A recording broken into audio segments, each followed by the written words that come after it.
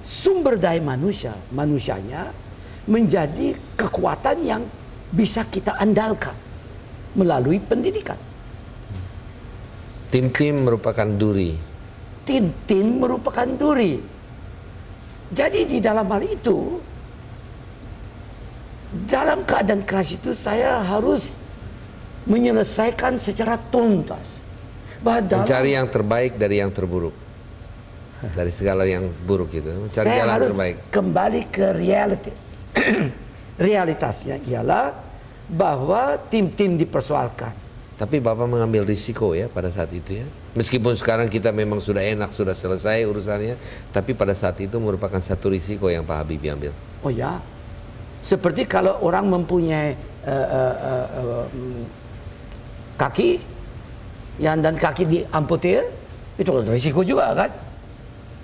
Tapi kalau kaki tetap kakinya tetap itu bisa menjalan, dia mati. Menjadi lebih besar. Nah, tetapi itu maafkan, bukan saya mau lecehkan tim-tim, tapi tim-tim bukan kakinya Republik Indonesia.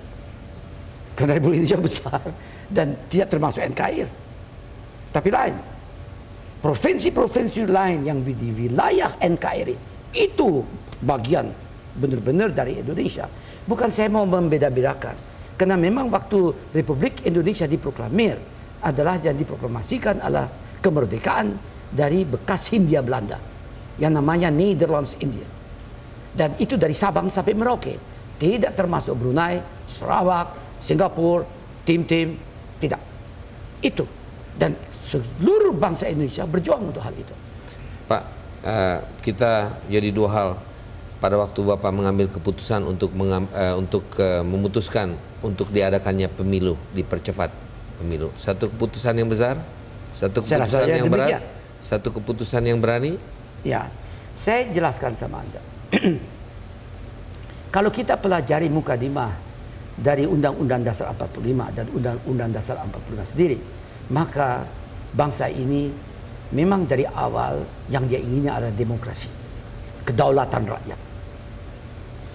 Saya cukup lama di dalam kabinet dan saya melihat sendiri bahwa ya pembangunan pesat berkembang di Indonesia, tapi khususnya di Jakarta dibandingkan dengan Jawa, tempat provinsi-provinsi yang lain. Ya bisa dimengerti karena pusat perdagangan, pusat pemerintahan berada di sini, pusat perbankan berada di sini. Jadi berkembang. Jadi prasarana ekonomi dan teknologi lebih menguntungkan jika langsung di Jakarta. Itu bisa dimengerti. Namun dalam demokrasi bukankah manusia yang menentukan? Kalau kita melihat manusia di Jakarta berapa sih?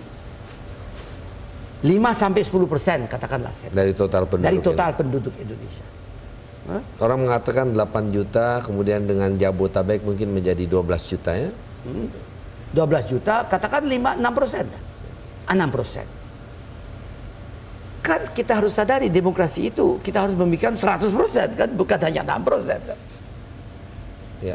Nah, kalau kita sudah berfilsafat demikian dan sudah mau melaksanakan cita-cita kita yang sudah ada di dalam Undang-Undang Dasar 45, memberikan demokrasi sebagai akibat kemerdekaan dan kebebasan.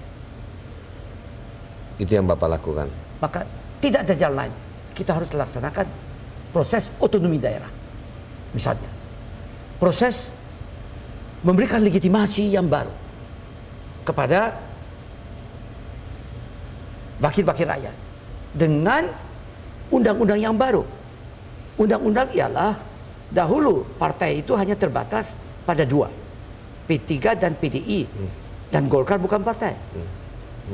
Dan itu sesuatu yang ternyata untuk zamannya menguntungkan dan bisa menghasilkan pembangunan dan sebagainya.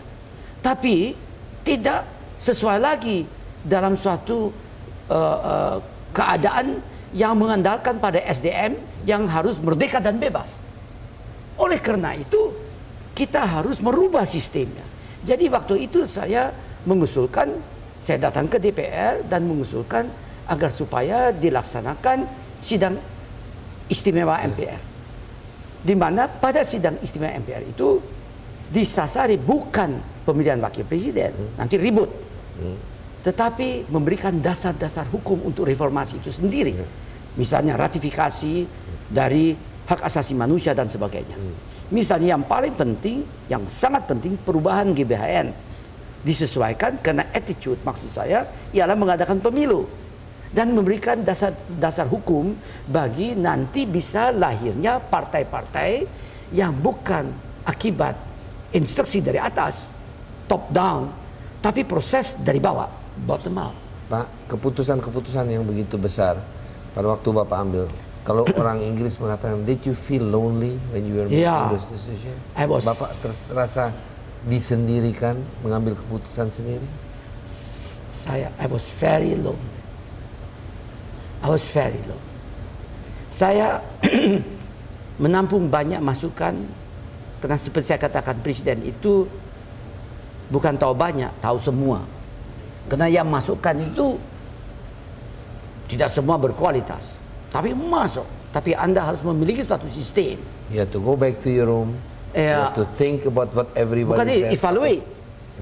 Evaluasi sendiri dan memutuskan sendiri. Akhirnya. Ya, karena tidak ada gunanya. Kalau saya panggil orang dan berkonsultasi, dan saya tahu belum tentu dia bisa menyelesaikan, maka mungkin dia kawan saya, akibatnya dia dapat heart attack karena dia lagi tadinya ada bisa jadi bingung kan. Jadi udahlah saya sendiri, saya nggak cerita sama siapa aja. Orang datang sama saya, ibu tidak saya cerita, tidak.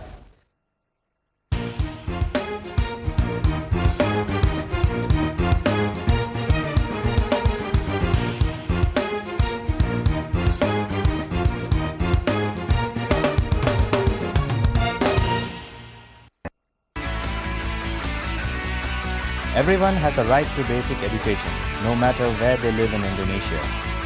Indonesia Multimedia Education Network offers television, audio, and data channels delivered via satellite and cable to connect schools, universities, training centers, and students anywhere in Indonesia. IMAN, reaching education anywhere.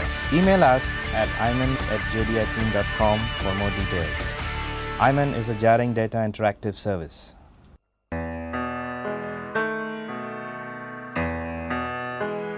Keselarasan karya musik butuh improvisasi tepat dan kreatif.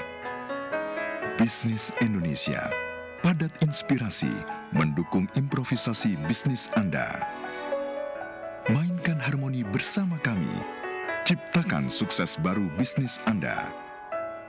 Bisnis Indonesia, referensi bisnis terpercaya.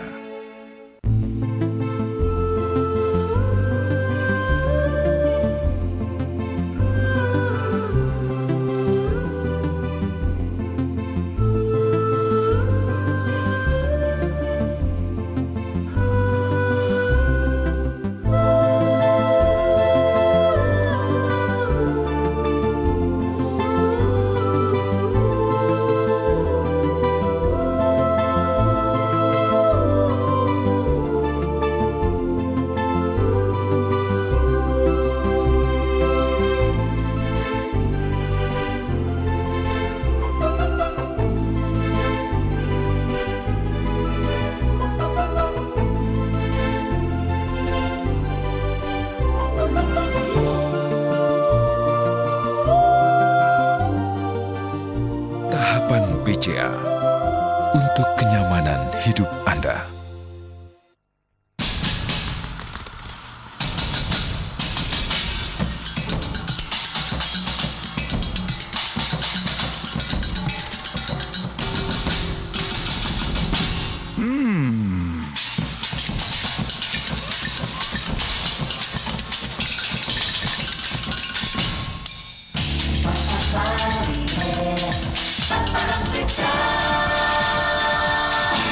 See you at Paparazzi Pizza.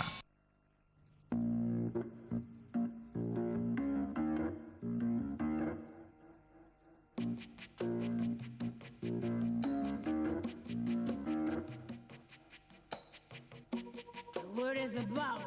There's something evolving. Whatever may come, the world keeps revolving. They say the next big thing is here, that the revolution's near. But to me it seems quite clear that it's all just a little bit of history repeating.